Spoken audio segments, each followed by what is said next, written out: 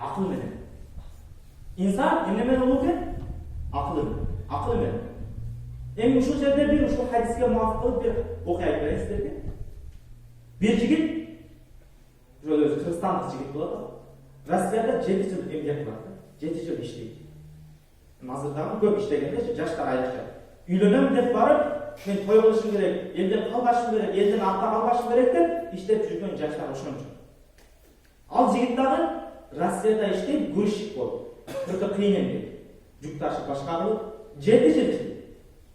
Ошол бир фирмада грузчик болуп иштейт. Ал фирманын кожоюну менен бир аз эме алды берилиси бар болот, кичине жакыныраак болот мамилеси. Анан бир күн жанагы кожоюну миллионер адам дейм, ал бир чоң фирманын ээси. Акчасы көп.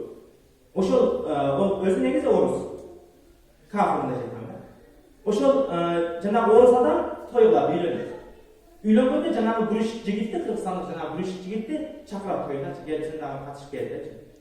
Анан жанагы Кыргызстандык жигит жанагы тойуна барса, миллионер адам той кылды, 40-50 адам.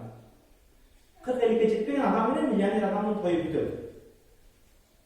Анан жанагы жигит жообун алат, мен дагы үйлөнүп берем Кыргызстанга барып деп, жообун алып, өзүнүн мамлекетине келип, үйлөнүп, тойду кылып, барып кайра ишке кайра. Биз азыр окуп алды. Үйлөнгөнгө чейин дагы иштейт, үйлөнгөндөн кийин дагы иштейт. Жанагы жигит дагы кудум келип, үйлөнүп кайра Россияга. Россияга барып кайра иштейт.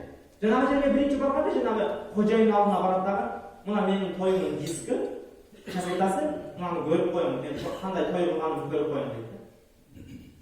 Анан жанагы миллионер адам айтат да, мен миллионер болуп туруп 45 адам менен той кылсам, бул менин колумдагы иштеген адам бир 15 адам менен той кылса керек деп ойлойт. Эми көрбөйм кассетаны.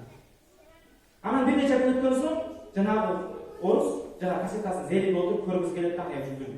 Тойну көрүп коеюнчу дейт. Караса дейт, айнанай. Жанагы машиналарды көрөт, каяктар 100 доллар, 200 доллар, 500 доллар машина.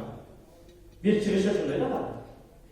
Ресторанда караса 1000-500 адам дейт да. Жанагы орустан кала жанагы жигит чакырат. Кел деп.